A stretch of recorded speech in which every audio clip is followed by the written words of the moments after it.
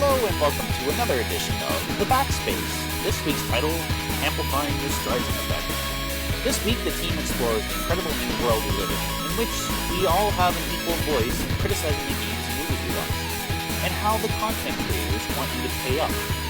We start the show talking about the games we played, and one of us is the first person to buy a next-gen console. But first we begin the show by celebrating Nelson's birthday. Happy birthday, Nelson. Yes, indeed. Thank you for the copy of Faster Than Light. Yeah. I feel like that's kind of... I realized after I said it, I'm like, that might be a bit of a mixed blessing, because that game can be like, throw your mouse through your screen hard, but it is quite compelling, so hope you enjoy it. I will try. Does anybody know when the update for that is coming out? There's an update coming out? Yeah. New modules, new sectors. We actually talked about it on the podcast before. FTL Advanced Edition. Yeah, we did talk about that. We talked about it coming a out on long Game time Boy ago. Advance? I don't think so. That's a shame. There's wait. A real missed opportunity there. You actually had me going there for a second. I was like, they have it out on the Game Boy Advance? Big missed opportunity. Get it on Game Boy Advance and maybe a Sega Genesis port. Yeah. Dreamcast in there too. Why not? Oh yeah, exactly. I mean, there's still people developing Dreamcast games. Yep. It'd make a splash for sure. Oh yeah, it's launching alongside the iPad port. Ew. Gross. Yeah, they're adding new subsystems, Clone Bay, hacking subsystem, mind control, backup batteries, and pay to win because it's on the iPad. No. No. You're not gonna be able to just pay for like real money for in-game money. No, pay for repairs with your credit card. New drones. I love me some drones. Seriously. Yeah. Like, So eventually I'll know what the fuck you guys are even talking about. oh yeah, you'll get into it, and I don't know, man. It's a fun game. Just remember, it's like there are bad runs in that game. Like you will sometimes the dice will roll, and there is no way you're going to be able to complete or even get to the final sector. Yep. And that's just how it is. And play it on easy. Save yourself some frustration at the beginning. Yeah, it's not worth playing it on hard, just because the RNG can be so unforgiving in that. Yeah. Well, I watched a 1-minute review on FTL, and I'm like, that actually doesn't look terrible. It's real good, actually. Like you'd still get screwed by the random number generator from time to time, but it's still a very cool game. It's great too because you can pick it up and just play for an hour and do a run and then go do something else. Mm-hmm. Did you do anything for your birthday? Did you go like crazy, get party? Get crunked up. Get crunk. Yeah. Let's see. I sharpened all my kitchen knives. Okay, I like where this is going. I vacuumed the house. I washed and tuned my bike. Getting colder. Yeah. Yeah. You had a really strong start with the knives. I thought this was going places. I would say what I did yesterday, but I'm not a kiss and tell kind of guy. So, woo. Ooh, so things went well with a lady friend, huh? Yeah, pretty all right. She got me an air plant. An air plant, which is really awesome. Don't you know what air plants are? They're kind of like succulents, but they typically don't really need water or soil to live in. Huh. Air plants. It's actually a really nice gift. So. Okay. That's cool. I'm not saying it wasn't a nice gift. I have no idea what an air plant is. I'm like really. Like is it like Google can answer that for you. Yeah, we're all madly Googling it right now. Oh yeah, sure you are. I have to actually willingly look up, like, try to remember my birthday. Like, when they go, how old are you? I go, I don't really fucking know. Like, I always screw that question up. I don't keep a catalog of it. Honestly, I don't really, I don't know. I don't give a shit. I hate the birthday song. I hate everything about it. Yep. That's pretty much why my day it sounded fairly normal, because I don't really do birthdays. It's just a thing. I feel that, man. I don't do my own birthday. I like doing other people's birthdays. Like, that's fun. Yeah. Like, I like going to birthday parties. I do not like having birthday parties for me. I would much rather just go hang out at my mom's place, with the dogs and my mom and go for a nice walk or something, you know? Yeah. I was traumatized by I went to Longhorn Steakhouse and they put a fucking moose hat on my head, made me stand in a chair. Like, don't fucking do that to me. Don't. No. Nobody likes it. Yeah. It's tantamount to fucking social torture. If you want to send me into a murderous rage, that's the best way to start Then you reach for their knives that you have sharpened. Freshly sharpened knives. Yeah. Duly Freshly noted. sharpened, yeah. Duly noted. But that's like the worst social situation ever. It's like sitting down and having a nice dinner, and all of a sudden, it's like, oh, by the way, it's his birthday. Let's all And none of them like it. Everybody in the restaurant, look at him. The wait staff hate it. Guys. They hate it. They just the look of like, I fucking hate my job. Just It's like, these fuckers better tip good. You just see that look on their face, like, I better be getting a good tip for this shit. and I won't because I just had a fucking moose hat put on my head. Yeah. It's like you're not getting anything. and as you start to get into your adult life, usually when you have like group birthdays at restaurants, 9 times out of 10, some fuckwit either underpays, doesn't tip, or you always end up short. Yeah. And it's like, you know what? Fuck this. I'm just done. Flipping tables. Last time I went to Memphis Blues for my birthday many years ago, and that was a good situation because everybody has to go up, order their food, pay for their food themselves, and then come back to the table and wait for it to, come up. Okay. So that ended up being pretty chill too. Like, it didn't drag on too long, and it's like sit down, chat, eat, leave. Perfect. I love me some Memphis Blues. Mm-hmm. So what did everyone else get up to this weekend? I even eat their beans. I'm not usually a beans guy, but their beans are really good. Their beans are pretty good. Sorry. Just having a moment there, thinking about No, it's all good. Beans are... You just popped a semi, didn't you? Ew. God. No. Food. No, I didn't actually, but I do enjoy Memphis Blues. All right. What do we do this weekend? What did I do this weekend? I also played some video games, just saying. Yeah, but we'll go with Brian. Go ahead, Brian. Wait, I'm first? Yep. Yeah, Brian, you're first, Brian. Talking, so. Shit. Oh, why did I do that? Okay. Let's see. I picked up the latest Humble Bundle, so I've just been kind of putting those games through their paces the last little while. Played some Antichamber. That game is a mind fuck. Yes. You game. enjoying that mindfuck, or is it? Yeah, it's pretty crazy. It's not the kind of thing I can play for long periods of time because eventually I just kind of, it's one of those things where you solve a puzzle and you realize that you're an idiot the whole time, and it's like, why didn't I figure that out before? Yeah, pretty much. But yeah, it's a really good game. I'm having a lot of fun with that. Didn't play too much of that one though. I just kind of fired it up, made my way through the first 4 or 5 sort of scenarios or rooms. I don't know what you want to call them, but played that for a bit. Tried Dust and Elysian Tale 2, which was okay. It's a little furry. It's a bit furry. Yeah, the voice acting is a bit silly, but it's a really well put together game. And when you realize that thing was made by one dude, there's one guy who basically did the entire thing. Yeah, Jesus. it's one guy's labor of love basically that he's been working on for like the last 10 years, and he's been he's it's a pretty impressive achievement when you and one guy's love of furries. Yeah, but it's a game, right? I mean, it's not like there have never been any sort of free-esque characters in video games before. I mean, come on. Star Fox. I mean, come on. Yeah. Star Fox. Yeah, exactly. Hey, Star Fox was furry before furry was cool. All right.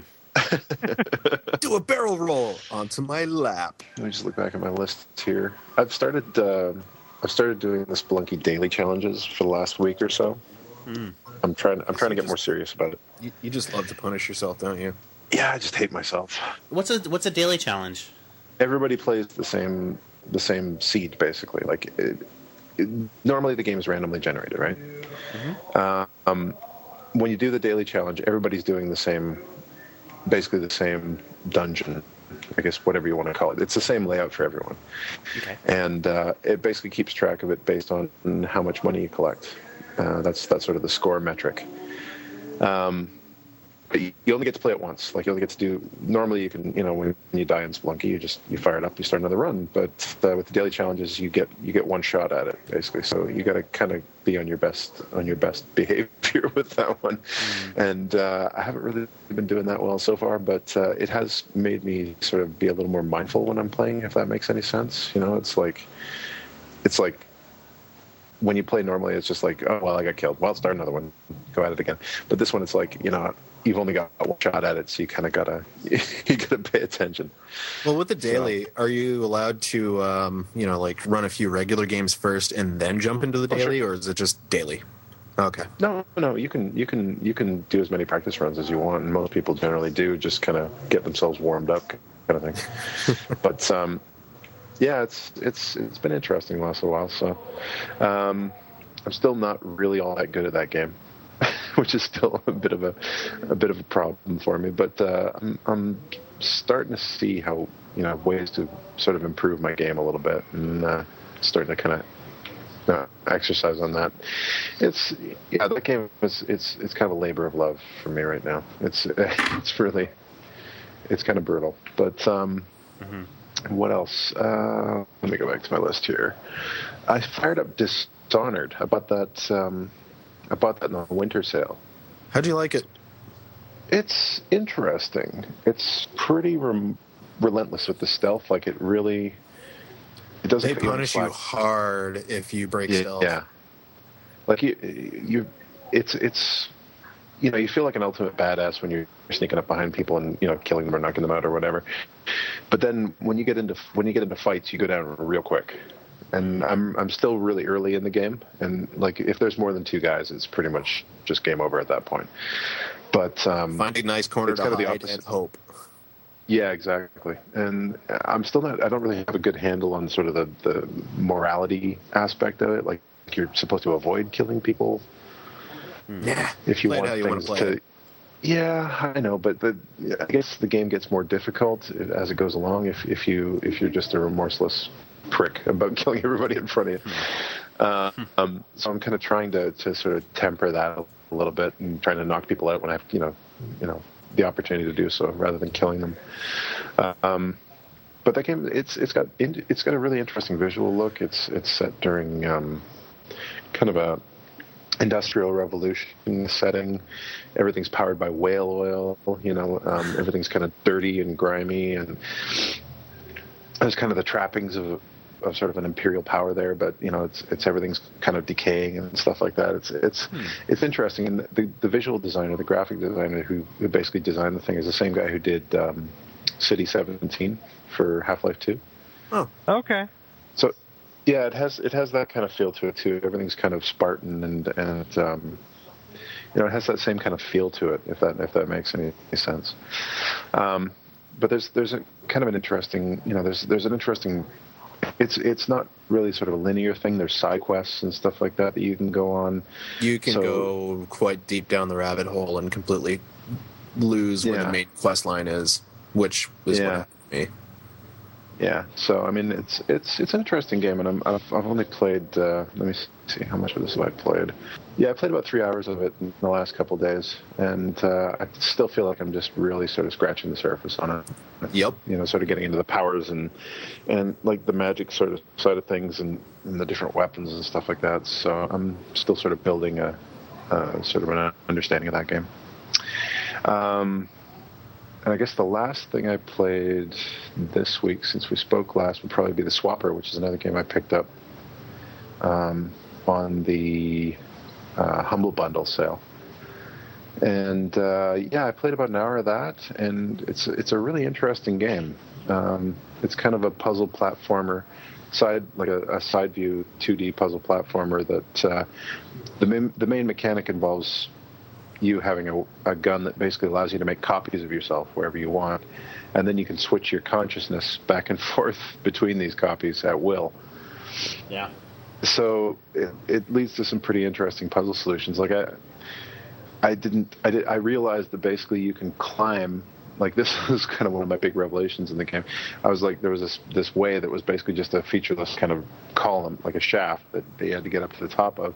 And I'm like, well, I'll clone a guy, and then switch my consciousness to him real quickly, and then clone another guy above him, and switch my consciousness to him, and then clone another guy above that guy. So I'm Get used to that because you're going to be doing it a lot. Yeah. climbing by throwing clones up in the air and swapping to them as quickly as possible, and then letting them fall and die. And then they just rain down into this sort of sorrowful pile at the bottom of this thing, and I'm just like, that was making it rain, motherfucker.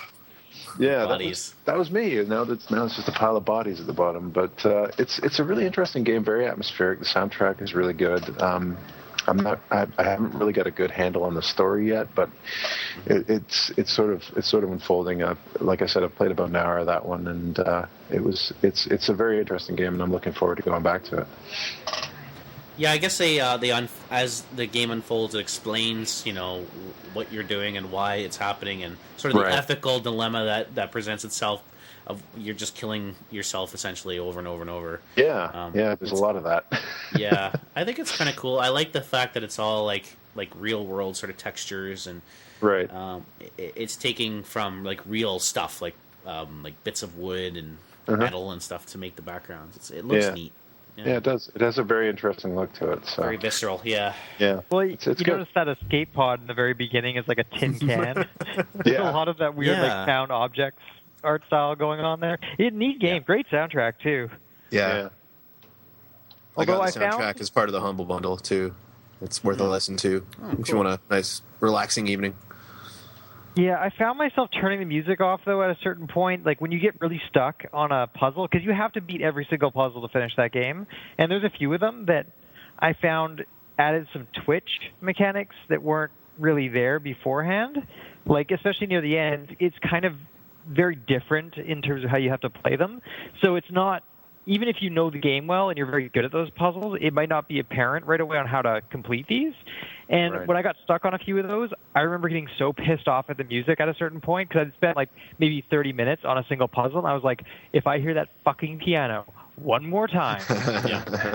Burned into your synapses, Yeah, I mean, it's a great game. I have very few reservations about it, and the ones I have are more just like, it would have been nice if they'd added more puzzles and made it so you didn't need 100% to finish it. I think more people would have been able to see that game through to the end if they'd been a little bit more clever with how they spread those points out. But otherwise, I mean, it's still a great game. And if you get stuck, you might as well just go look up like the one or two puzzles that are going to break you, because it's not worth getting angry at the game for it. Like I did. There was a couple where I was just like, spend an hour or two just like, how the fuck? And then feel real dumb like 30 seconds after finding the answer. I was playing it, and Kim was watching on my shoulder, and I was completely stymied on it. It was a fairly early puzzle, and she's like, oh, just do this, this, and this. And I was like, oh my God, I'm an idiot. But yeah, that's mainly what I've been doing the last week or so. Cool. Very cool. I'll have to pick that one up. All right, who's going next?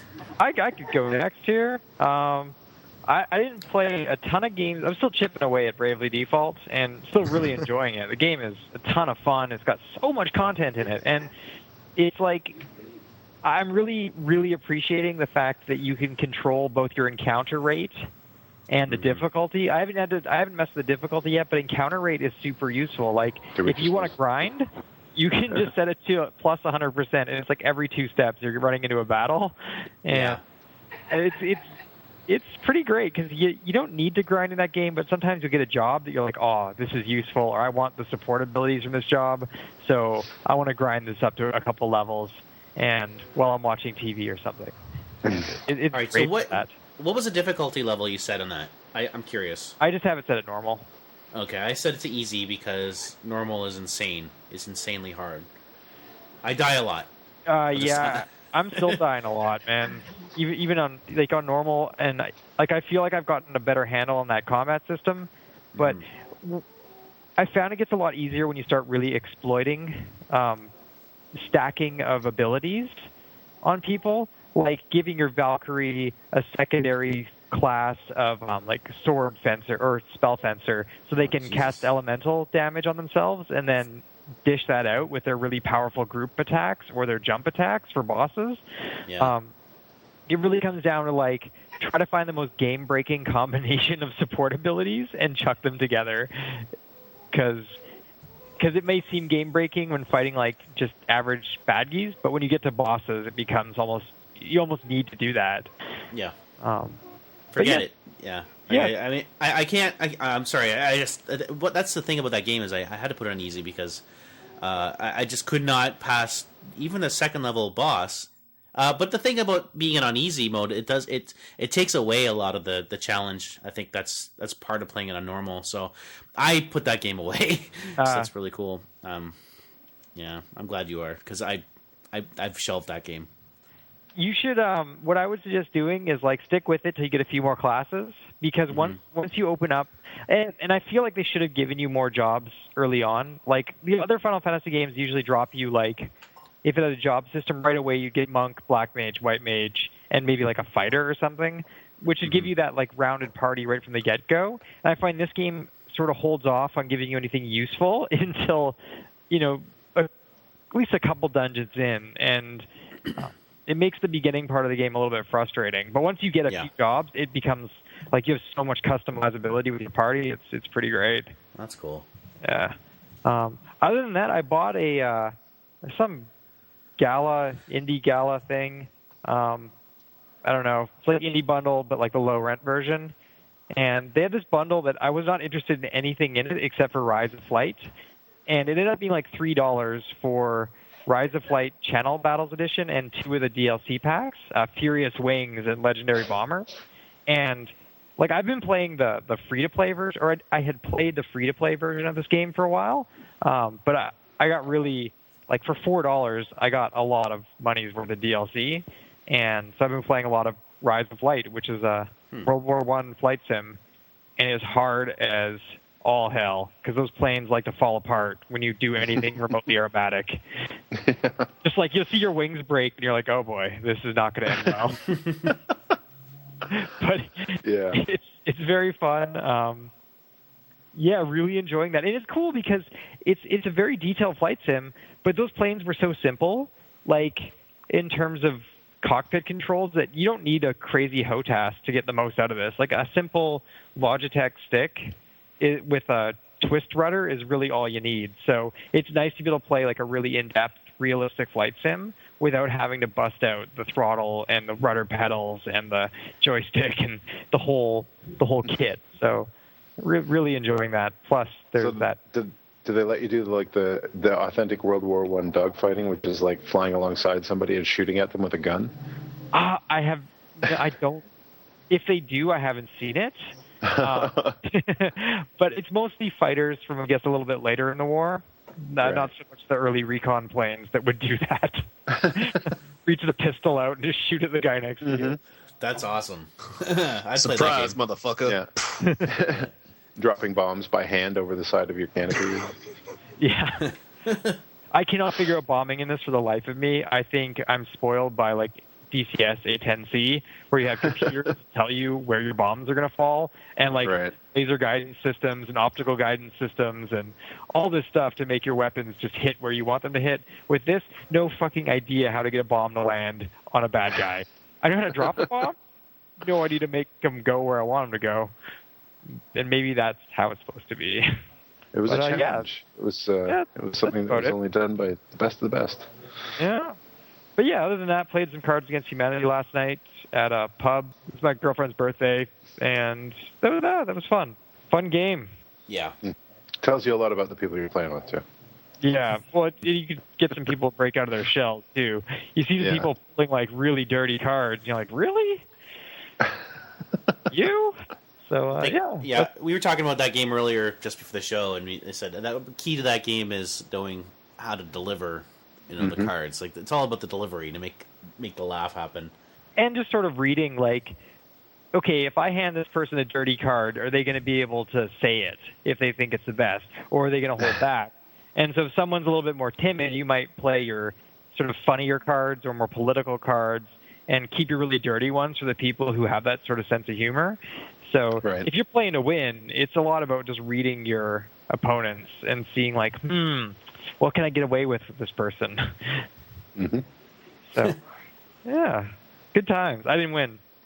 I was just playing dirty all night. I was kind of drunk, so I was just like the nastiest cards. You're playing for yucks. Yeah. You can't win if you play for yucks. That's No. the thing about that game. Yeah. You can't. How about you, Dan? What do you get up to? All right. Well, now, some of our faithful listeners will know that I may or may not have a history of buying lame duck consoles, but I feel that this time I'm going to beat my track record, or at least take a hipster-like stance. I bought the Wii U this weekend. Did you? I did. I did. What games did you get with it? So I got the Skylanders basic bundle. Skylanders, huh? Uh-huh. Skylanders Swap Force, yeah. Toy Comes with Swap. Got made Power Control. Yeah, it's actually pretty good. I mean, it also came with Nintendo Land, which I haven't actually cracked open yet. And but yeah, I've been playing Skylanders Swap Force. That game has been infamous for requiring vast tracts of cash to advance the game. Mm-hmm. But I think it works well just with the basic set, as long as you follow the path that's laid out for you.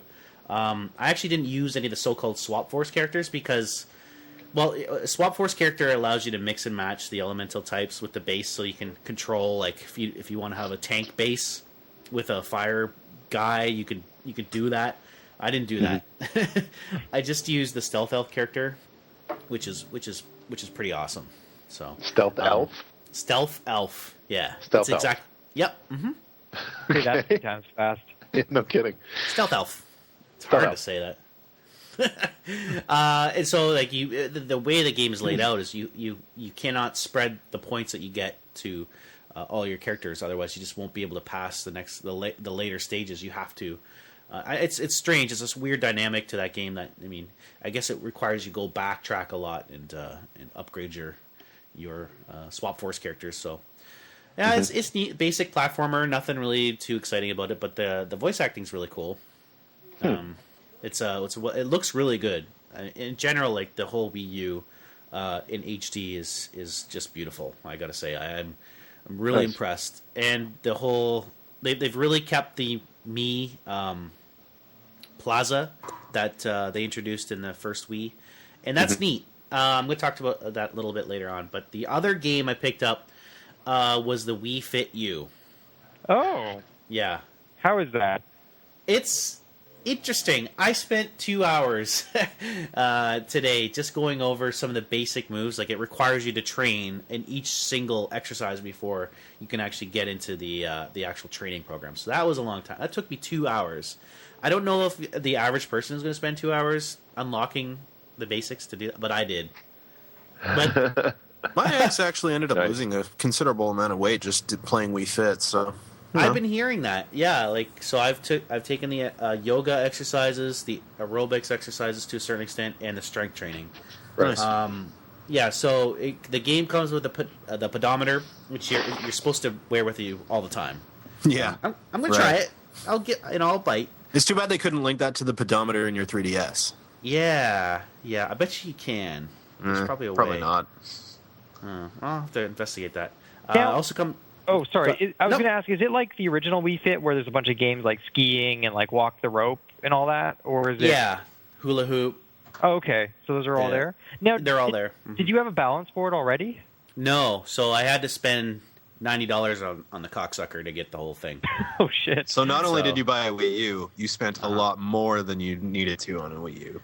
Well, it comes with It's the fine, it's territory. fine. You know, I'm Yeah, not judging. but the price. Yes, you are. No. Yeah, Just a clarifying. little bit, yeah. a little bit. Okay, a little bit. But it hit that certain magic price point that I was looking for. It was going for $229. Wow. And Yeah, that's a good price. yeah. Nice, dude. And I mean, it's the basic one, so it's white, which is okay. But and that comes with 8 gigs of storage for your games, and I haven't really had a problem with that yet. Yeah. But going back to the Wii Fit U, if you want it really there's certain hooks in there that make you have to purchase more. Like if you want to do like the aerobic training, you have to buy 2 Wii Motion Plus controllers, 2 of them. Dear. Yeah, Really? that's yeah. It's a little bit weird. Pay So I to probably win, would bro. do- Pay to win. Yeah, no doubt. I feel like if I picked one up, I'd be in pretty good shape because I have 4 Wii Motion Plus remotes here, and I have like the balance board already, plus And you're already nunchucks in and pretty good shape classic anyway. controllers, and I mean, just in like I wouldn't have to. I think I have like all the accessories I want for that system out of the box already. Yeah. Because I have a Wii and I bought a lot of shit for the Wii, like a lot. Yeah. It's $24 just by itself, just for the game. So, and if you have the board and everything, you're good to go. So That's pretty good. yeah, I thought so. And so finally, Nintendo has been hyping the TV, which is spelled TVII. It's ridiculous. TV. But I've been trying to figure out the point of this, like, because Reggie Feels Aim said this is going to change the way that we watch TV. So really, Okay. I've been trying to figure that out because it's honestly just a glorified remote control. So on the gamepad, it has little clips of your favorite shows that you program when you set this all up. And you click on the little clips, thinking, "Hey, this is on," or "This is a favorite scene that I want." But it's not actually a show that you can watch on your TV. So it doesn't represent something that you can actually watch. Even though I told it I don't have HD channels, it'll still say, "Watch this on HD." So it's got some updates to do, or it needs to learn a little bit more. But then the Oscars happened on. So I was watching the Oscars, and I noticed that interactive TV trivia was happening. And I assume with like thousands of other Wii U people who were watching the Oscars were answering these questions in the little me universe, and I thought that was actually really fucking cool. Right. So yeah, so I thought that was kind of neat. I can see the point, and the idea being that in the future they'll have these, I guess, agreements with the cable providers that they can provide live interactive material so that helps you watch your TV show or something. I don't know. Yeah. We need help to watch TV now. Yeah, well, TV's dying, you guys. Yeah. Netflix and all that. So. Yeah, it's not. Hey, so you guys have watched? Did you guys watch the Oscars at all? No. No. Did you guys notice that Kate Blanchett's real life transformation to Gladriel is nearly complete? I'm just saying. Nice. She looks like an elf. So is she beautiful and terrible as the dawn yet? Right. I'm just looking for the elf ears. That's all I'm looking for. But anyway, Yeah. just something I noticed. Shots fired. Okay, that's pretty much it. Oh, and I picked up Super Mario World 3D. And I'll when I get a chance to actually play that, I'll have a review for that next week. So Awesome. That's Yeah. the one game that's got me really looking at that system. That, and I heard Wonderful 101 was excellent. Yeah. Zombie U is supposed to be quite good too. yeah, Yeah. and so is Pikmin 3. Yeah. The new Donkey Kong looks amazing. It's getting like rave reviews all over the place. Yeah. Yeah, it looks good. It just looks good. As for a platformer, I'm not too, I could pass, but this one I probably will pick up. Yeah. The soundtrack alone. When I heard that trailer, I was just, my ears were tingling. I was like, that is, oh, it's so good. So yeah, I'm getting closer. As soon as I see a sale like that's below $250, I'll probably go and nab one because, I was thinking if you know what they should do. Like, I've been playing with the Steam streaming. Nintendo should like talk to Valve and just be like, hey, let our consumers use in-home streaming on the Wii U. Write an app for that. Like, Right. I would buy one. Like, if that was an option, like, I don't care. I'd buy one at $300 because that would be amazing. Like, being able to have that little touchpad to play PC games on, like streaming, would be incredible. Because the more I use the Steam in-home streaming, the more I'm convinced that this will change the way I buy. It'll change what my next PC upgrade is going to be. It'll likely be a headless system running in a closet. Rather than my main system being like at my desk, I'll probably go with something big and powerful just to sit in a closet and just stream all the games off of it. And having Just a get a little Dell Blade handheld server. yeah, stuff some GPUs in it. Yeah. Yeah. You pay for the form factor, though. Yeah, that's true. With even a 1U is more expensive than a tower server for the same guts, but Yeah. That would be awesome to have a rack downstairs. It's just like in my hypothetical downstairs, which I do not have, but have like a rack to set up with gaming hardware, glorious gaming hardware. Speaking of Steam, sorry, go ahead. I was just going to say, speaking of Steam, have any of you guys seen anything about the family sharing that they opened up this week? I think it was. Yeah. Did they open that up, or is it still in beta? It's now No, available. I think it's wide open now. Excellent. Yeah. So, what are the restrictions on that? It doesn't have to be like local computers or anything like that. It can be you have an authorization limit or something like that. Yeah, and I think the thing is, you as the owner of the account can't actually play any of the games that you're sharing at the time. Right. That's it. Only one person can play them at a time, kind of thing, Yeah. right? Yeah. Yeah. So you can't use it for like multiplayer or anything like that. No, and what happens is, let's say I share my library out to someone. If they're playing a game from my library that they don't own on their account, and I log in to play a game, it boots them out. It actually gives them a 5-minute grace period to save their game, but then it kicks them out. So your entire library is locked to whoever's playing it at that time. Oh, really? Yeah, so you end up That's kicking them out. suboptimal. It is. I agree. But I think it's a step in the right direction at least. Yeah, I guess. Sure, I'm sorry, why not? my dog's playing with a squeaky toy right now. Oh, that's adorable. She's a good girl. Yes, she is. Kim just took it away from her. Now she looks all What? hurt. Oh, don't Yeah. do that for us. You're ruining my dog's fun. Your dog gets a pass because dogs are adorable. Yes, Yeah. The official hound of the podcast. that's right. Yep. Yeah, so that's what I did. That's all I did. And I'm itching to play again, so moving right along. They're moving along. I was wondering why I didn't see you online all this weekend. Yeah, that's what I've been doing. Just getting everything working and stuff. Right. Yeah, it's fun. That's kind of half the fun. Incidentally, and I did want to bring this up just really quickly. It took 2.5 hours to do the update, and that fucking sucked. Wow. Wow. Yeah. Yeah, isn't it like many gigs? I must be, but that doesn't tell you. It doesn't give you any indication other than a little bar. No, So, they do yeah, it the cute Nintendo style, right? Yeah, cutesy little art, but yeah, 2.5 hours I was waiting, so that sucked. Jesus. Yeah, that would suck. My complaint. If you're going to give it as a gift, anybody out there wants to give a Wii U as a gift, just take it out of the box and do the updates first, and then give it to your friends or whomever. Just Or they'll hate you forever. Yeah.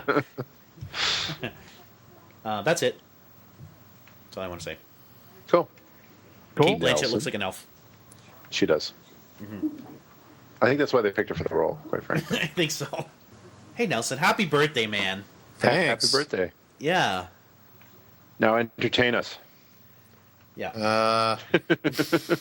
Do a little dance, Nelson. It's your birthday. You have to. Yeah. Yeah, you have to. No, I don't think I have to do any of that. Thanks. All right, birthday privilege is revoked. Yeah. Sweet. Taking it away. So what's up? We heard you sharpen some knives this weekend. What else? I see you playing Rogue Legacy right fucking now. So No, I'm not. Liar. You're in game. Yeah, the joys of multitasking, huh? Nice to know we have your full attention. You have my full attention. Except what you I'm did responding before. quickly. So, Yeah. who all bought the Humble Bundle? I mean, I know Brian did. I did not. I did not. I had everything on there I wanted already. Why? Do you hate children? I hate wrong children. with- I actually really don't like children, to be honest. I mean, I feel bad for sick kids or whatever. Them's fighting words. Wow. But shots I'm fired. not a fan of kids. They're creepy little monsters. It's okay. I share your enthusiasm. But I already had all the games. I wasn't gonna pay for Gianna Sisters. It does not appeal to me in any way. I actually had most of the games, but there were some that I, was willing to buy the bundle for, just on the merit that I kind of wanted those games. Like, Monaco was pretty much my main reason for picking it up, and what was it, Starseed Pilgrim. That game is fucking weird, man. What's it I haven't about? tried that one yet. I have really no idea what it's about. It's like you dig It's like Tetris or something from the videos. It's weird. it's just straight up bizarre. Like, I didn't really know what I was doing. It doesn't really instruct you as to what to do or what the point is. So maybe I'm just missing something. I have no idea. Is it trying to be like deliberately obscure or something like that? Is it like an art game where they're trying to set a mood or something? I think probably. Right. But again, it's one of those ones where I'll have to like kind of look it up and see if there actually is a legitimate purpose to that game. It's a tiny game too. It's like, I think, 40 megs. Yeah. It didn't look that complex. No, Like graphic. no, it's really not a graphically intense game. Looks good. I think Yeah. it looks good. I wouldn't mind doing some Monaco with the old B-Rye one of these days. Yeah. Yeah, And if I other have people that game were- too. Oh, you I do? do too. Yeah, I think we all have All it. of you? Yeah. Yeah, that means we can Yeah, get we should some Totally Monaco. play that. You should. I played a bit of that online. It's one of these games that fills your, like, when you go to play it single player. I was just trying to get a feel for the game. When you go to play it single player, it automatically fills your lobby, like for eligible multiplayer matches and stuff like that. Huh? So with some of these guys, I had no idea what was going on. You can play offline if you want, but by default, Yeah. it will put you into, like, it basically will sort of shove you into multiplayer. Huh. Oh, yeah, then you gotta hit start, and then it throws you into a single. I just Yeah. play in single so I can get a feel for what's going on, and it looks like the lockpick is most likely the class I'll stick with. Right. Yeah. I had fun with it, but I wasn't really sure what the hell was going on most of the time. Do stuff. You basically, the whole gist of the game is really just get loot, and, yeah, escape. I can get behind that. Yeah. Yeah. You know. Yeah, we should give I it a don't go know. one of these nights.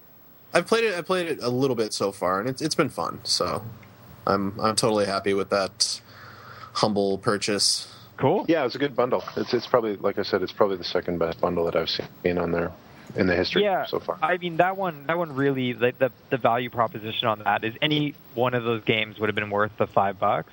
And the But get them soundtracks. all. Yeah, and the soundtracks. I mean, the Swapper soundtrack is worth $5 easily. Yep. So yeah, it's a great bundle. Great bundle. Yeah, if they actually, have more like that in the future, I will be warmer to picking up bundles. Yeah, I mean, they have weekly sales too, so keep your eye on those. and keep your eyes on, like, I subscribe. Like, I'm not a huge fan of Reddit. I don't like that site's community, but I'm not a Redditor. yeah. As a news aggregator, it's pretty good. So if you subscribe to something like, there's a game deals forum on there, Yeah. and Yeah. they publish every time one of these bundles come up, and that's how I heard about that that Rise of Flight bundle. And I mean, it was like, that's a $50 game, and then it had two $24 DLC packs, and I paid like $5 for it. So Wow. there's some great deals to be found if you keep your eyes open. And there's a lot of these sort of humble bundle wannabes coming up, and they're pretty great. So Nice. yeah, just gotta keep your eyes open. There's some good deals out there to be had. Unfortunately, that's, filling up my game library pretty quickly. Yeah. Well, it's not like there's a maximum limit on the number of games you can have. No, but, how many of them am I ever actually going to complete or play? Yeah, that's a good point. Welcome to the Backspace. I mean, I think I've touched maybe 10% of my list here. Look at that segue, huh? Collect them all like Pokemons. Have you seen my Pokemons? I don't want to see your Pokemons. Let me I show heard you. you like Mudkips. Yeah. All right. So do you want to talk about news, or do you want to go into the topic? Wait, we got a topic? Wow. Yeah, we have, Oh, we do. Didn't we have a topic? I don't know. we're talking about attention whores. I mean, YouTubers, right? Attention hordes. Oh, I'm Yeah. sorry. I didn't mean to soil the topic this early. Yeah, it's cool. I Aw. mean, we're all narcissistic d bags, right? I mean, I'm pretty bad. I'll admit I'm fairly narcissistic. yeah. Especially when you're wearing a suit. Oh yeah, I know. Like, Although that was not a selfie. Neither of those pictures were selfies. These were pictures taken by other people that I am just prominently displaying. All right, Presenting. backstory. Oh no, I just got dressed up last night. Oh, okay. Someone got a picture of me dressed up. Oh, my girlfriend took a picture of me. She was getting ready and taking a long time, and I was like just sitting in a shirt and tie, looking all like awesome. And I was playing 3DS, and she just snapped a picture of it, and it ended up being pretty cute. So, Aww. yeah. It's like got a couple minutes to kill. Bust out the 3DS. It's a great system. It is. Everything comes back to the 3DS with you. It always comes back to it, yeah. So, Well, as soon as you guys get it, we'll back off. I promise. I've got one. You have one? Yes. I don't have one. No. Well, we need the everybody to have one. Brian, I'm Why? going to find one Why? for you. I'm the Why do you need master at to- finding cheap shit. Is this like some body snatcher shit where you have to convert the whole world? Yes. One of us. One of us. Brian, I'm going to scour Craigslist, and I'm going to find a deal for you, like what I found. Like I found that $30 3DS, and I just got the parts to repair it now. And Okay. so when it's all said and done, it's going to be a $40 system. And I'm going to find one of these for you. And I'm going to fix it up, and then we're going to get you to be part of our cult. Okay. All right, if you must. It'll just require a One of us. minor blood. Yeah. Oh, okay. Goat or virgin? Yours. And less than... This will be a Mine. Wait. liter. Don't worry about it. Wait, nobody told me about this. Of course we didn't tell you about it. Why would we put that up front? I don't know. Okay, fine. All right. Yeah. Well, okay, let's do news. Might as well. All right. News. So the website VG247 tried out the Valve VR prototype, and guess what they said about it? That It's it was- miles ahead of Oculus Rift or No, Something like no. Light years ahead no. Whoa. of the Oculus Rift. Light Yeah. years, right. Light years, Yeah. pardon me. So, I mean, no real surprise here because it has Steam's billions and trillions of R&D behind it, whereas the Oculus Rift was kickstarted. So, I mean, oh well. The website, 24/7, said that it wasn't at Retina level, but it's a actual 1080p running at 95 hertz, so that whole flickering issue that some people said was causing Nausea. vomiting. Yeah. Upset stomach, diarrhea. Hey, Pepto as well. Exactly. So they've resolved that flickering issue. Yeah, it's neat. That's a neat thing. Yeah. VR headsets, huh? That is this year, I think. The VR headsets. Yeah. That's going to be a thing. I think so. I'm sort of, yeah. I want to try one. I'm not sold on the idea. I think it's one of those things I'm going to have to see for myself before dropping any cash. I love the concept. I still think it's a gimmick. Like 3D itself, 3D in general. 3D and VR. It's just kind of, like, I love the fact that they're trying to advance the technology and make everything cool and fun, but it's until I actually have a legitimate practical application for it, it's just going to be one of those things. You can relive your favorite scene from that cyberpunk masterpiece, Johnny Mnemonic, though. Ooh, actually. Now you're Yeah, talking. Henry Rollins doing surgery on you. You know, I actually caught a bit of that movie the other day, and it reminded me. It all came rushing back to me in a flood. You know the Street Preacher movie that Dolph Lundgren plays in that movie, Yeah. or the Street Preacher character. I mean, that was a real dude who used to hang around downtown Vancouver. Really? Like I ran across him a few times. He would get right up in your face about Jesus like all the time, and he had this wild blonde hair, great big beard, and William Gibson, like a Vancouver writer, and I saw that scene and I was like holy shit, I remember that guy because they made him up to look just like that. Wow. That dude. All roads lead back to crazy. Vancouver. Somewhere. But anyway, yeah, that's right. All right, moving on. Rumors are flying that Rocksteady, the makers of Batman Arkham Asylum and the follow-up Arkham City, is ready to announce another Batman game. And Ooh. yeah, Yeah. So the reason why this got kind of leaked is because GameStop accidentally pre-hung a Batman banner with the Whoops. Rocksteady logo. Yep. And it was caught. So, and there's going to be an announcement in Holland, I think, this week. Oh yeah. So expect another Arkham game. I thought they were doing like a Dark Knight type game, or was it Dark Knight or Year One? I can't remember. They were doing something that goes way back in the Batman sort of comic book universe, in that same kind of style. I don't know if that's Wow. yeah. As long as it's better than Origins, Yeah. you know, I'll be happy. Because I was really Give us back Kevin Conroy. Oh, God, Yeah. yeah, it has to have him. And Mark Hamill, come on. And Mark Hamill, yeah. Although I've heard Mark Hamill's pretty much done. He said he's not playing the Joker anymore. So What? Why? Oh. yeah, I don't know. He's got Made it too famous, too much money for him. I don't know. Star Wars money coming up soon. Yeah, it's so. true. He's got to ramp up for the big Star Wars things that he's going to be doing. Oh, sure. I guess. All right. King, remember that company famously bashed in the social media for trademarking the name Candy? Yeah. Oh, God. Okay, so you may have heard that Candy's the independent developer behind Candy Swipe wrote him a heartfelt letter. Heartfelt. Yep, saying Yeah, I read about that. his mother, and it was touching. Yeah. So Candy this week filed a request to abandon their trademark of Candy. Wow, really? Yeah. King did. Yeah. Because Mea of culpa, one maybe. heartfelt letter? Well, no, not I think exactly. I think it just got them so much negative attention. You know. Yeah. From a legal standpoint, I can kind of understand why they did it, because if you don't defend your trademarks, then you're just basically saying to the world, "Come on in and take what we've made."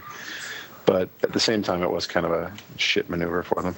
Very underhanded. They actually bought a game from about 2 years prior to the Candy Swipe release, just so they could give him a cease and desist notice to take down. And Yeah, that was pretty scummy. very underhanded. So they got a lot more work to do if they want to. I've never played Candy Swipe. Candy Crush. Sorry, I've never played it, and I won't. So You are not missing out. No, all right. it's Bejeweled. It's a basic match 3. I mean, there's not really a whole lot to it, but you know, it's and the pay to win stuff and that is really gross. But you know, it's a pretty fun game, and the soundtrack's kind of cool, and I don't know. I played on the iPad with girlfriend every now and again. Yeah. Yeah. Okay. It's one of those things that basically forces you to connect to Facebook if you want to make any kind of meaningful progress in it, because you get to certain points where you can't proceed unless 5 people give you a ticket to get on the train for the next level or something like that. It's got some pretty gross things in it for sure. All right. Yeah, I mean, at that point, just pick up a copy of Bejeweled and enjoy. The thing is, for Android, you cannot actually get a copy of the true original proper Bejeweled. Really? Yeah, they have derivatives of the original Bejeweled, but not actual Bejeweled. Yeah, they got that Bejeweled Blitz that lets you play for a minute at a time. That shit is... I hate that. Yeah. I just want to sit back and match jewels. I don't want to have to do it as quickly as I can in 1 minute. So just let me play the game. I suppose you could run a DS emulator on your Android device and just play Bejeweled for the DS. True. Why play Bejeweled when you can play Puzzle Quest, though? Right. Yeah, okay. Yeah. Absolutely. Okay. Finally, expect a price cut for the Xbox One later this week. The No, console. really? Yeah. Already? The console has been taking a huge beating in sales on a scale of 2 to 1 Wow. versus the PS4. So, Wow, really? Yeah. That made me smile. Well, I mean, yeah, I like the PS4. I don't know if I'll get Xbox. I mean, I've already got a Wii U, so I don't know what. I'm not invested in this current console war, other than my little underdog.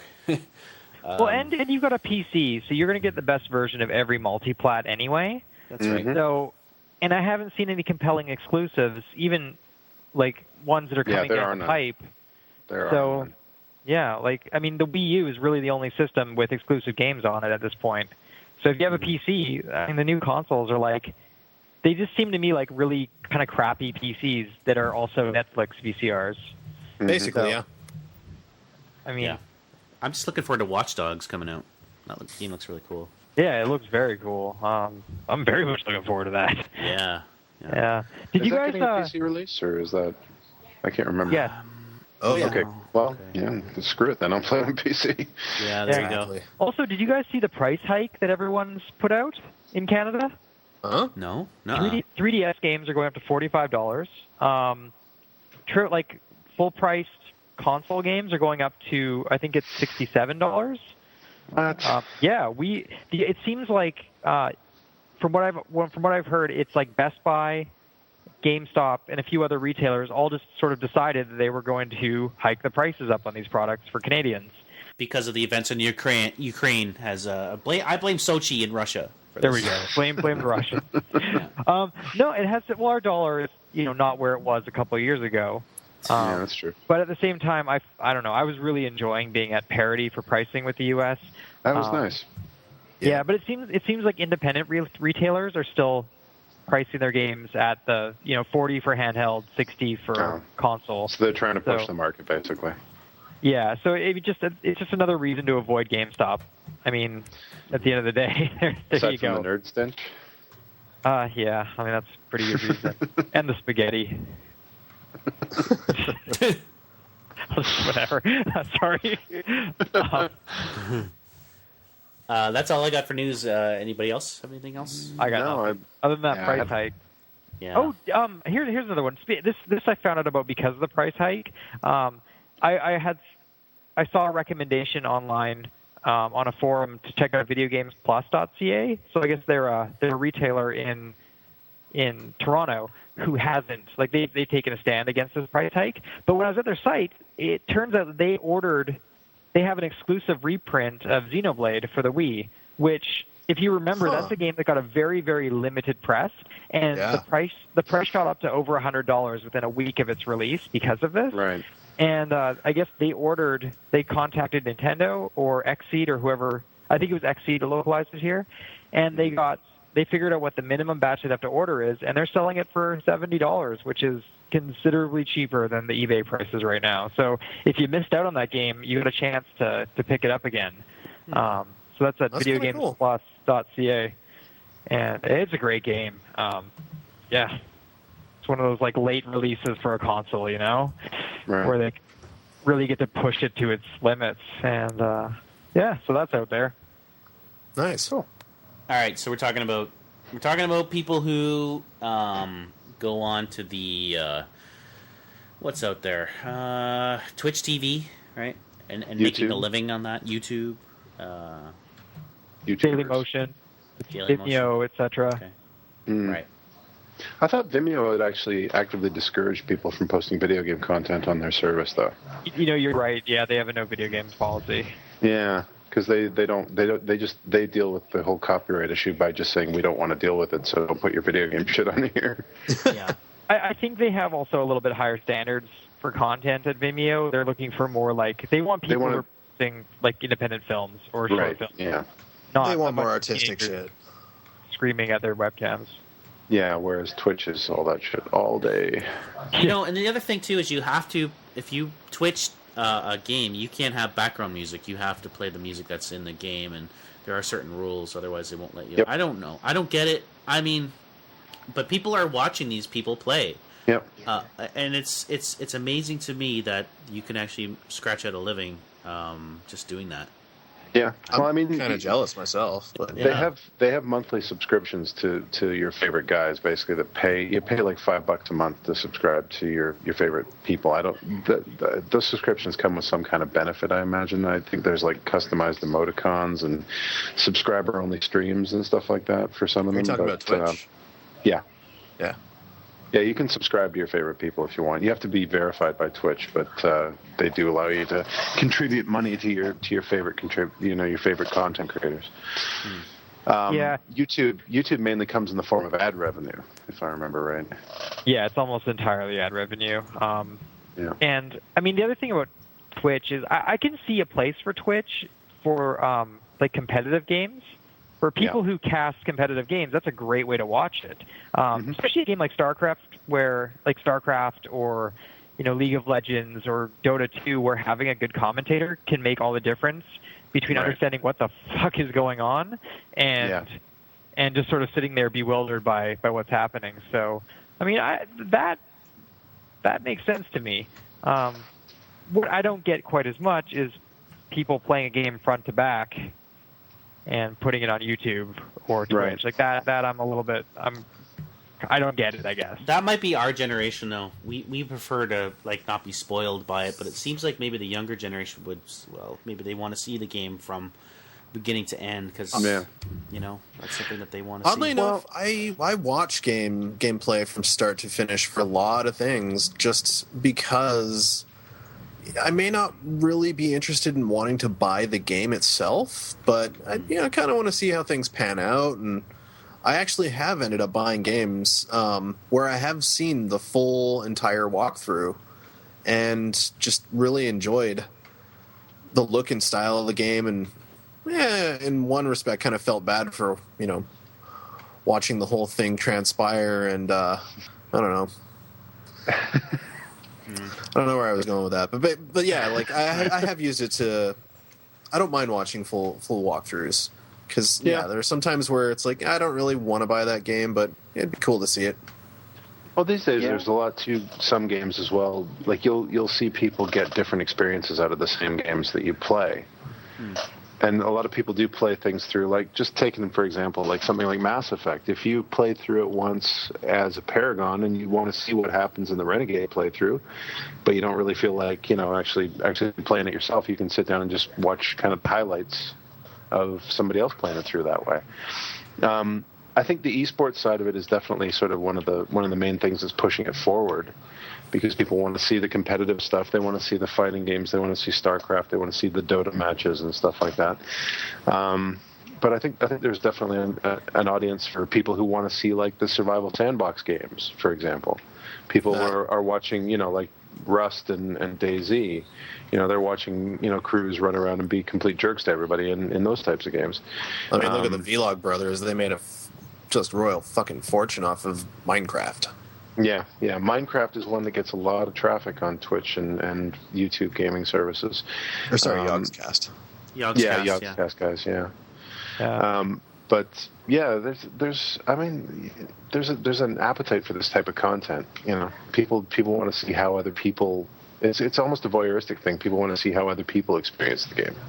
Well, I find with sandbox games, there's a bit more. Like, I can't watch a narrative game front to back because I feel like games inherently are supposed to be an interactive experience.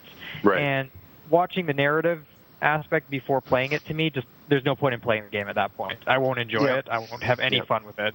So, to me, it's not a film. A film is a one-way street. But with a game, there should be some level of interactivity.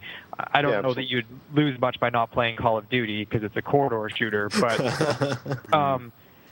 for a game that has a degree of player agency, I think that experiencing it the first time, the way it was intended to be experienced, is, for me personally, I really enjoy that.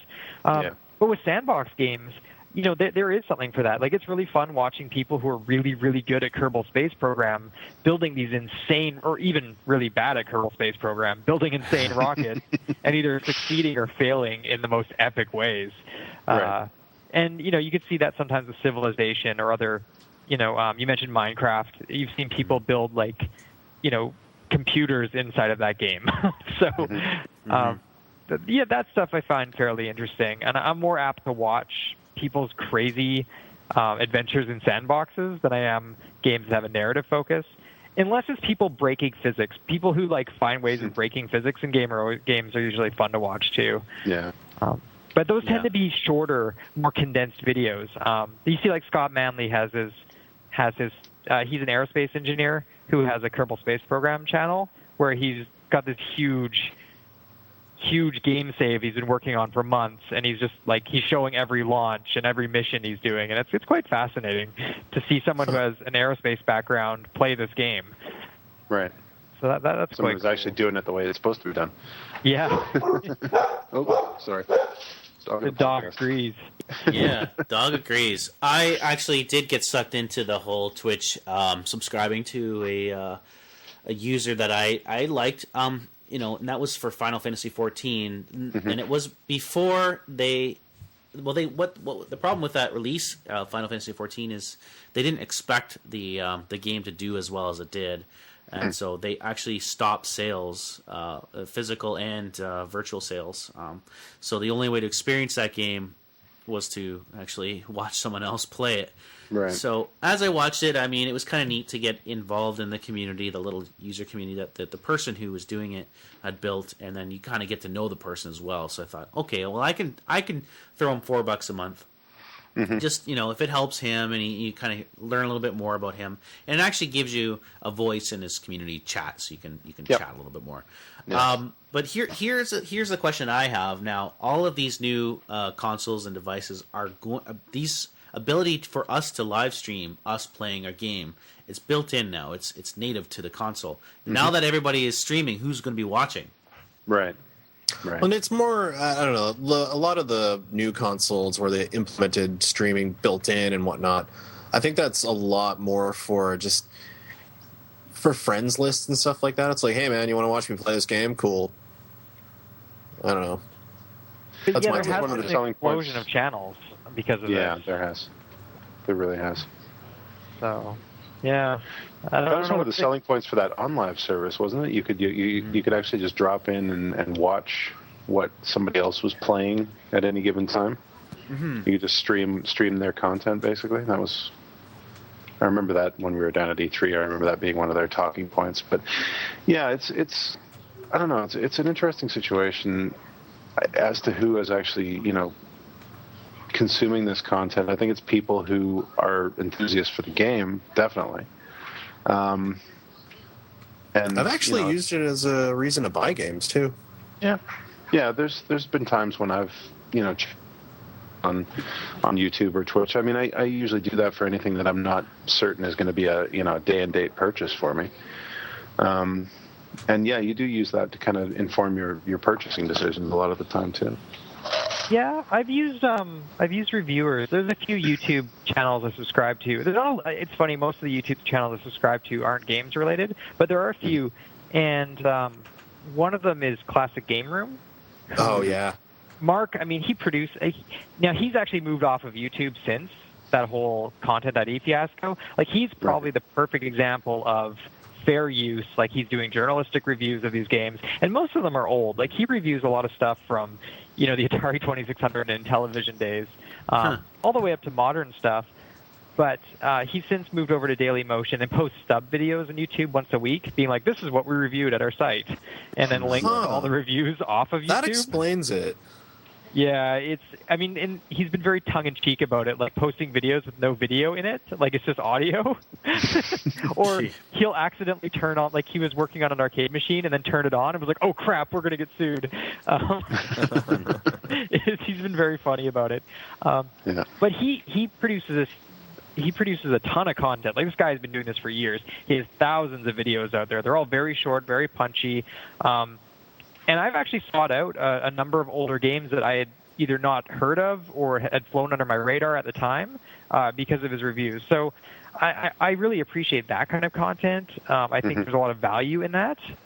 You can kind of get a perspective from someone, like in this case, he's about 10 years older than me.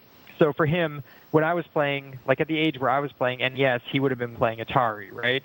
And so his views on these games is very based on like the gameplay, like how crunchy and fun is it to play, not so much is it art or is it this or is it that. It's like, how fun is this game? Can I blow up aliens? All right, good.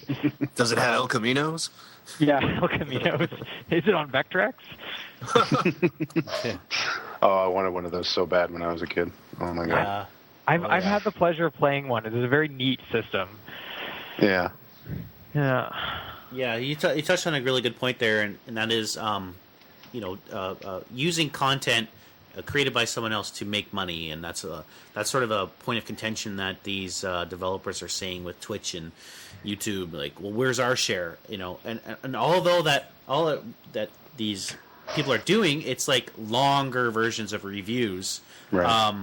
So that's their argument. But content developers are saying, well, hey, look, we created this thing that you're profiting off of. It depends. It depends where you go to for that kind of thing, though. Like there are some developers out there who are overjoyed to have anybody providing them with free PR. By and large, the indie community has embraced the YouTubers quite a lot more than the major publishers have. Where you see copyright strikes is companies like EA and people who use like licensed music in their games and stuff like that. That's where you see a lot of these kind of copyright strikes coming, and the copyright system is being abused by people who are using it to punish reviewers who put out unfavorable reviews of their game too. We saw that last week, didn't we, with Total Biscuit? Yeah. He gets a lot of those. I mean, he's very upfront about what he thinks about some of these games, and he has faced a couple of different copyright strikes on his channel that were based on negative reviews, and just people just abusing the content system to try and shut his channel down. Speaking of which, wasn't there? Oh, sorry. Go ahead. No, go ahead.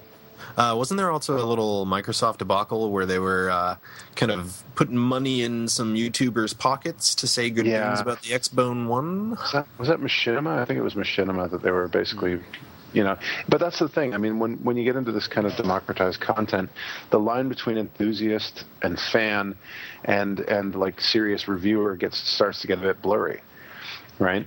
Like Yeah. I mean, I would argue that someone playing a game front to back, like a long play, and just posting it, that's probably not fair use. I mean, right.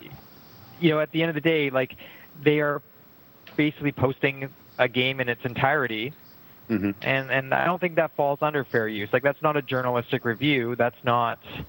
But it's. I think it's different. I think it's different than posting something like a movie on YouTube or something like that. Whereas games are designed in such a way that you don't get the full experience of it unless you're actually taking part in it. Like, you can watch somebody play a video game on YouTube, but it's not the same experience as it is. I mean, it's a fine line, but I don't think the same content rules really need to apply for gaming content as they do for movies or music, right? You're not there is an element to the experience that is not replicated by just sitting there and watching it. That's true. I mean, that's what I was saying earlier. That's the whole reason I don't tend to watch long plays. So, yeah, that's a good point. But by and large, I also find myself watching a lot of YouTube Let's Plays or playthroughs just for pure entertainment or white noise value. Just being able to sit down and go through my work, and then on the other screen have someone just go and play in a video game. Like, not actually necessarily paying attention to it, but, every once in a while looking over, finding some entertainment value out of it. Right. The ones that I tend to go back to are either, the only ones that I subscribe to are the guys that I find entertaining. Like, there was Aussie Gamer for a long time. I loved his stuff, and I would watch I would watch videos on games that I had already finished, that I already basically squeezed all the juice out of. I'd watch his videos on like Hitman 2 or what was it, Splinter Cell Conviction or the Assassin's Creed games, because his commentary, what he brought to it was entertaining. I knew pretty much all I needed to know about the game at that point. I wasn't going to it for that. I wanted to see what he made of it. I watch. There's a YouTuber I know I subscribe to called Northern Lion, who does a series on Binding of Isaac. I've played, if you look on my Steam profile, I've played like 300 some odd hours of that game, but I'll still watch his videos on it. And it's not that complex of a game where there's that many different things going on. It's just you want to see how it kind of works for him and how how the different variables kind of fall together, especially in like roguelike type games, right? So. It's different. You either go to it because you're curious about the game, you want to find out more about it, or you follow the personalities involved. I don't think it really constitutes any kind of meaningful threat to the games industry.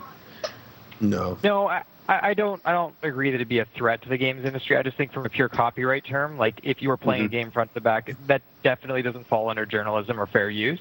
Yeah, you're but those are still videos that I enjoy watching. Yep. It's still entertaining. I mean, and anything I think that if you're like a publisher or something like that, anything that puts your content in people's minds with some kind of positive association, that's not a bad thing. People pay millions of dollars for public relations, for PR firms to do pretty much the same thing. And if you can get Twitch and YouTube to do it for free for you, then so much the better, right? And I think that's the problem, is that they know that the whole Streisand effect will backfire if they do try to fight it. So a developer, let's just say, that doesn't want to have their game, critiqued, they have no way of pulling it. I mean, right. Hopefully they understand now that's what it is. That's the new world we live in. Yeah, but I mean, you can't really get a serious journalistic outlet to pull an unfavorable review either. I mean, they see the YouTubers as kind of a weak target when they put out unfavorable things like this. They see it as an easy way to kind of, pull down any kind of negative word of mouth that's going around. But and it's true, because the way the Content ID system works, these guys are basically living at the courtesy of the providers, right? Like, yeah, if somebody files a legitimate claim and you're relying on that YouTube channel to be pay your bills and put food on your table, then they can shut you down lock, stock, and barrel. So it's not the kind of living that I would want to make, that's for sure. No, very tenuous. Yeah, I wouldn't want to do it either. Yeah, and I mean, the other problem is Content ID is so easy to abuse that, I mean, even if you put in a fraudulent claim, it'll take 30 days for that dispute to go through. And they can just resubmit within that 30-day period. Like, it is really easy to abuse that system to lock someone out. And it's not like they're making a DMCA claim. Like, if you make a false DMCA claim, that's a crime.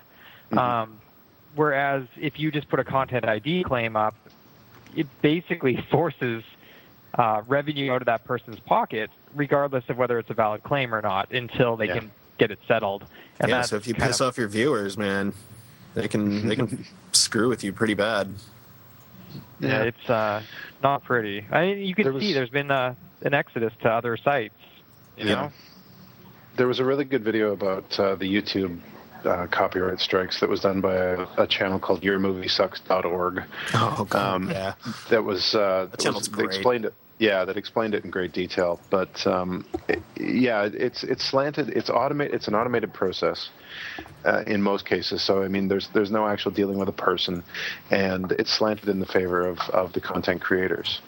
Well, I don't know. We're not going to see the end of it. This isn't over. We're just going to see more growth, especially if now that they're giving us the tools to be our own.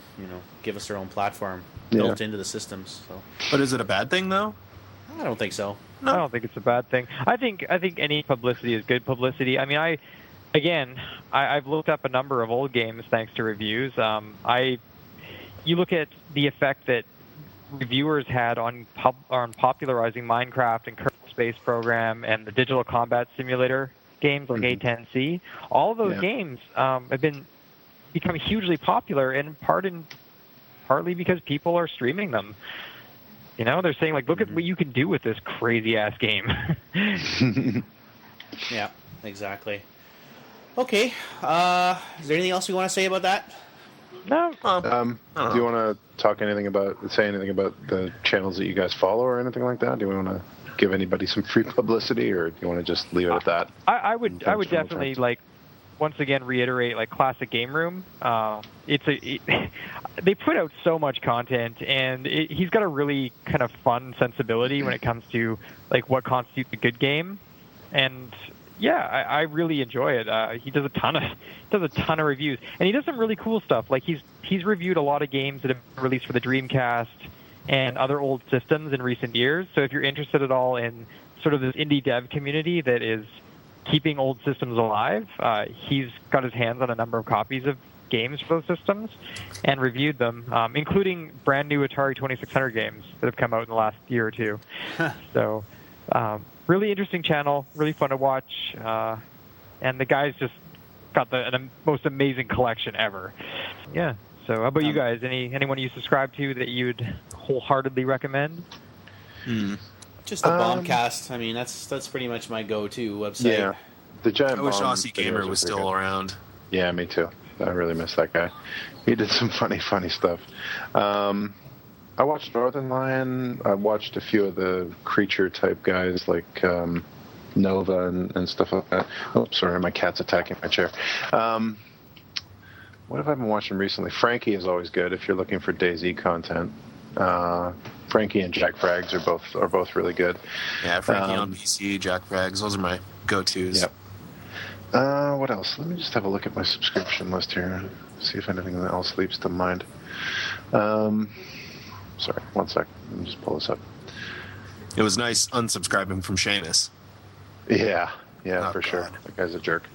I watched Total Biscuit just basically because he seems to have a lot of the news. He seems to be pretty plugged into the news scene and stuff like that. And his reviews are usually pretty good too. And I subscribe to Extra Credits as well because they have this Extra Credits. I don't know if you've ever seen it, but it's a bunch of game designers who basically put together this this kind of podcast / YouTube channel that basically explores why games are the way they are and like the reasons behind design decisions that go into games. Oh yeah, it's some really interesting stuff.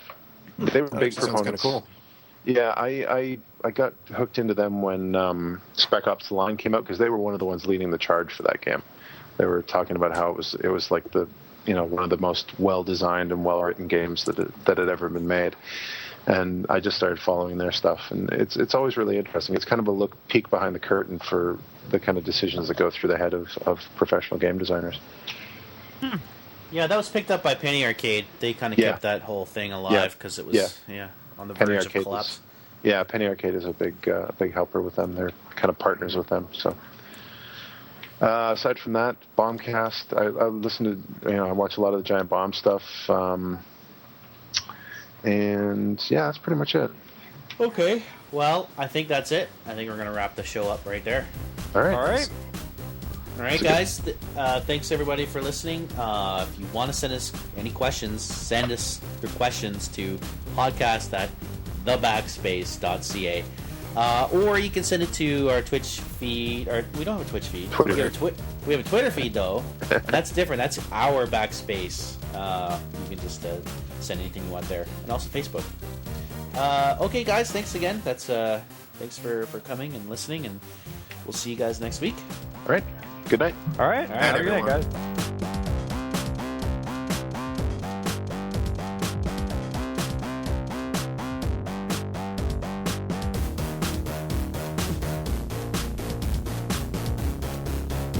I watched a whole lot of Disney Infinity feeds. I don't know why I'm a Disney nerd. That's almost as bad as being a furry. No, it's not. come on, don't even. No. I'm just fucking with you. Yeah, I'm not gonna get that game. I almost did. I almost bought Disney Infinity. Yeah, but it's so childish. I already got one childish platformer, Skylanders, so I don't need another. That's crazy. It's all good, man. Yeah, for Skylanders, do you actually have to buy like figures and shit? Yeah, you do. And so you're gonna have a huge collection of minifigs? Well, I know where you're going with this question. I'm not gonna pull that thread. No.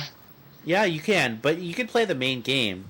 You can play the main game if you want. Just totally, on rails. Just get through there, kill bad guys. But if you want to go any of the, if you go on the side, if you want to open up the side missions, which unlocks really cool loot and weapons and stuff and hats.